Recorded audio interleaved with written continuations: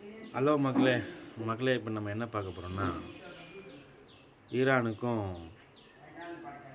Iran வந்து ஒரு பெரிய போர் நடத்தக்கூடிய ஆளாக இருப்பாங்கன்னு ஒன்று நினச்சி கூட பார்க்கல. ஒரு 5 மாதமோ ஒரு 6 மாதத்துக்கு முன்னாடி பாலஸ்தீனங்கிற ஒரு நாட்டை வந்து அமெரிக்காக்காரனும் இஸ்ரேல்காரனும் போட்டு அடின்னு துவைச்சான். அது துவைக்கும் போது அதை கேட்குறதுக்கு முஸ்லீம் நாட்டில் Dubai, Qatar, Oman, Bahrain, Saudi, Kuwait, Qatar, இது எல்லா நாடுமே வந்து அந்த நாட்டை ஏன் கூட கேட்கவே இல்லை. எதுக்குடா இப்படி அடிக்கிறீங்க, அந்த மக்களை ஏன்டா இப்படி சாவடிக்கிறீங்க, அந்த மக்களை ஏன்டா அந்த நாட்டை விட்டு வெளியாக்குறீங்க, எதுக்குன்னு கூட கேட்கல. ஏன்னா இந்த நாடு எல்லாருமே பார்த்திங்கன்னா முஸ்லீம்ங்கிற கண்ட்ரியில் தான் வந்து சேருது. ஒரு மனுஷன், சாதாரண மனுஷன் வந்து தோள் கொடுத்து காப்பாற்றுவான்னு சொல்லுவாங்க. முஸ்லீம் நாட்டிலே முஸ்லீமுக்கு மதிப்பு இல்லாமல் போயிடுச்சு.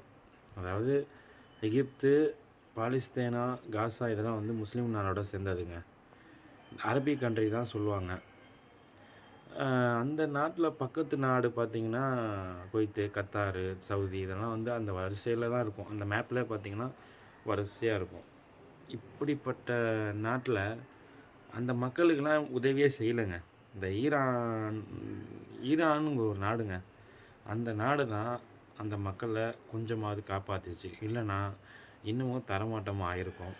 இப்போவும் நான் கூகுளில் செக் பண்ணேன், இந்த பாலஸ்தீனங்கிற இடமே தரமட்டமாக ஆயிடுச்சுங்க. மக்களை காப்பாற்றணும்.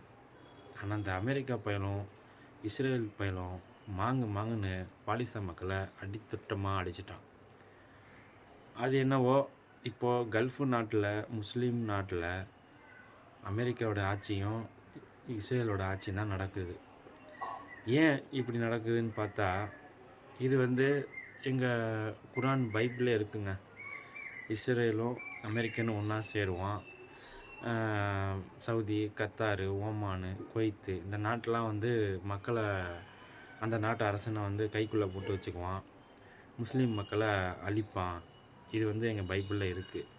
இப்போது எவனுக்குமே துணிச்சலே இல்லாமல், எவனும் அந்த நாட்டில் ஏன்டா இப்படி இந்த மக்களை சாவடிக்கிறேன்னு கேட்காம, ஈரான் ஒருத்தன் வந்து 86 வயசு அந்த தாத்தா அங்கேருந்து 8 நாட்டை, அதாவது அமெரிக்கன் எம்பாய்ஸ்னால் ஆர்மியை, அவர் நாட்டிலேருந்து குண்டை வீசி இருக்கிற Kuwait, Qatar, Oman, Bahrain, Saudi, Dubai எல்லா நாட்டையும் கதற விட்டுருக்காரு.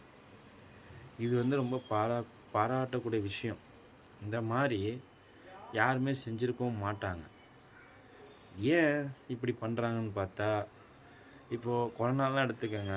கொரோனா எப்படி வந்துச்சு? ஒரு வைரஸில் எவ்வளோ பேர் இறந்து போயிடும். எங்கள் பைபிளில் என்ன இருக்குன்னு சொன்னால், உலகம் அழிவு காலத்தை பற்றி இந்த மாதிரி விஷயம்லாம் நடக்கும்.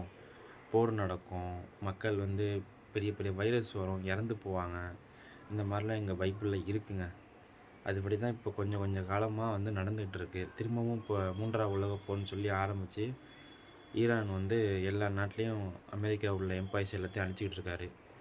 எங்கே பார்த்தாலும் வெடி, குண்டு, சத்தம்.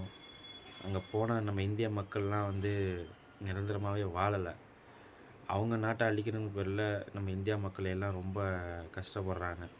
காசு சம்பாதிக்க போனவங்க, பொண்டாட்டி பிள்ளைய விட்டுட்டு போனவங்க, நம்ம இந்தியாவில் பொருளாத வரி, வீட்டு வரி, கேஸ் எல்லாம் விலைவாசி கூட இருக்குங்கிற ஒரு காரணத்துக்காக வாடகை வீட்டில் இருக்கிறவங்கலாம் அவங்களால பணம் சம்பாதிக்க முடியலங்கிற ஒரு அந்த நாட்டுக்கு போனால் காசோட மதிப்பு அதிகமாக இருக்குங்கிறதுக்காக, குடும்ப கஷ்டத்துக்காக போனவங்கலாம் அவங்களும் அந்த நாட்டில் இந்த குண்டு வெடிலாம் பார்த்து பயந்து போய் ரொம்ப கஷ்டத்தில் கிடக்குறாங்க.